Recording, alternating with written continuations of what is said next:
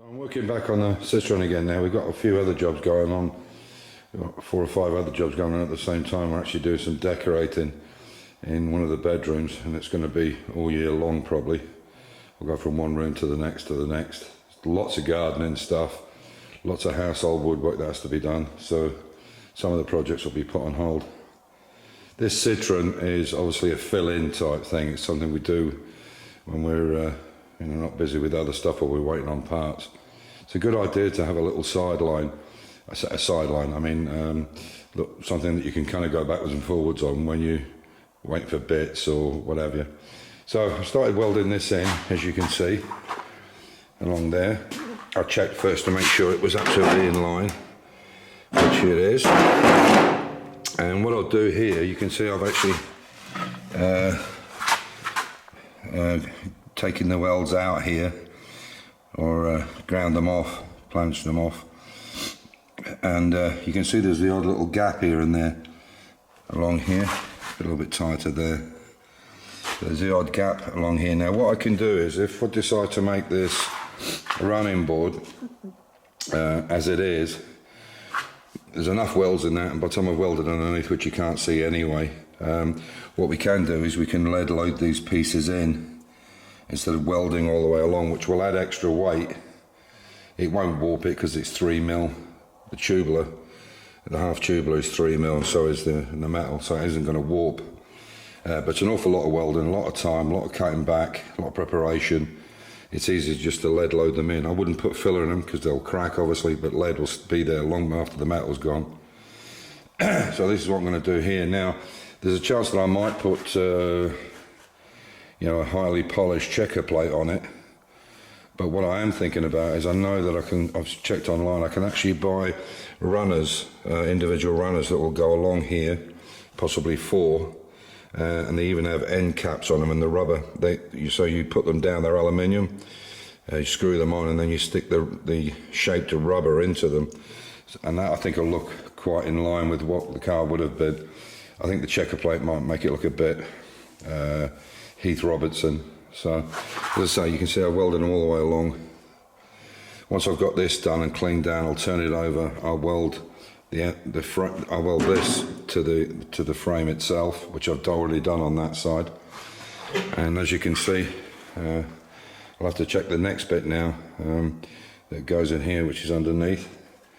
But what I need to do is get it lined up here, but I've made it longer so I can shape it to that back of that arch there.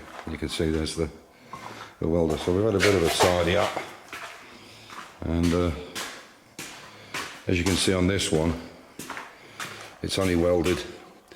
What I did with this one is I welded it underneath, and then I took the welds back. So it's only tacked on in a few places. So I've got to go along and weld this one as well. I need to cut that off and cut that inside line off there, because we don't need it. It's hitting the chassis. It's not hitting the chassis, but it needs to be cut off anyway. So, and I'll prepare this one as well. What I did on the other side, which I think is a bit better, is I welded this side pipe onto the frame fully on these welds, and then what I did was line this up, and then I cut a little kind of goalpost, if you like, a little section out of it, so it fitted over it. It was only on in about 4 places, so I kind of cut it out and then brought this up to the edge here, and then re-welded over the top of it. I think that's probably a better way of doing it. It was a lot less, because trying to get that one on that side, trying to get this clean and get it into a corner so that this could slide in, was a bit of a pain, to be honest. This was a better way of doing it. So as I say, what I'll do now, I'll take this out of the way. Let me take my MIG welder out of the way, and the earth clamp. Now what I can do is I can take this piece, I can pick it up. Hang on, excuse me a second. You can see there's an overlap, and what I want to do is I want to take a little bit out of the centre, so I'll make a profile here, and I'll put a little bit into here and do it a little bit at a time and shape it, and then that will fit into there nicely. The other thing is this will need to come back a bit, and you can see I can move it quite easily. And possibly what I'll do here, rather than pull it too far, is I'll make a corner piece which hooks onto here, so it's really nicely shaped. Could even use rubber in there when we're finished, but you can see how that would go. And you can see where I've welded it in certain places. This was just tacked in, but these were a lot bigger. So what I'll do now is go over it and get this side sorted out. Then we can take them all off, sandblast anything that's a bit rusty, clean it all up, paint it, pop it back on, and then hopefully we can start on the cab. So I've got one side sorted, so I'm going to go tomorrow and weld all this up. Then I'm going to use this bar to put a cap on these. You see that's perfect for that size. Put one on there, one in there, cap them off, do the same on the other side. So I've welded this side now completely. It's welded to the frame underneath.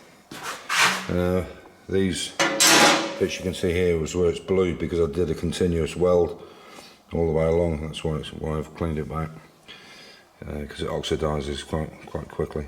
So all that frame is all in there all the way along. You can see along here. Get this finished up. I've just quickly knocked it back, but we'll have to use a 3M roll up to get it nicer. And it should. Again, I'll put them in. Put a cap on these things, make it look nice. And then it should nicely, I don't know if that will show you. You can see there's quite a nice edge on it, should be nice. And then I'll put these strips in like I talked about, sort of like 1 there, 2, 3, 4 maybe. And I can buy them online. Just aluminium strips, they'll go the whole length of the wall. I welded that from the underside as well, and we'll just lead load that gap. If we put these strips on it, and we'll do strips from front to back. I think you get them in X amount of metre lengths or whatever. And they look really nice. I think they'll go with the age of the car, because that's the kind of running board they would have had. So, yeah, onwards and upwards. There's the rocker cover finished up. We've done it in a grey. It's going to be put in black. And at the top he's managed to get the chrome back into the top, so that'll be chrome, so it'll be black and then chrome top. And he's put this in all the way around. As I said, you can see it now in the grey primer. And you can see inside here just how porous it was in there. And maybe here you can see the porosity, how many holes there is around the side of it. But I think with a good gasket sealant and a good cork gasket, I don't think there should be any problems. I think we'll manage to get it fixed. Because I think that will leak out of there, but if we fill it full of gasket compound, I think it should be okay. A couple of bits there we could make better, but I think that's pretty good. So there it is. There's the engine back in the chassis. So we'll take these where the foot pedals are, we'll take that out, paint that black, and that other support on the other side, get that all rigged in. At the moment it's still got cable brakes on it. What I'll do is I'll probably turn it into hydraulic brakes later, once I know what the situation is with the paperwork on it. There's no point in destroying the cable brake side of it if it's just going to go to somebody who's trying to restore a Rossolate or have a car of this age or a vehicle of this age. But it's looking really good. And it's a lot lower than I remember it, because I could get that cab out with the wing on. So that engine's lower than that wing just. I think as long as we take that fan off, it'll go on. So, but it's looking great in there. I'm very pleased with it. And Amir started making this. We had one. This is the wing support here, and he's making a replica of that for the other side. So hopefully that works. The base plate we've already got made up, and it's actually over there already. But we'll have to make all the flange for the side of it and shape it. So that's good.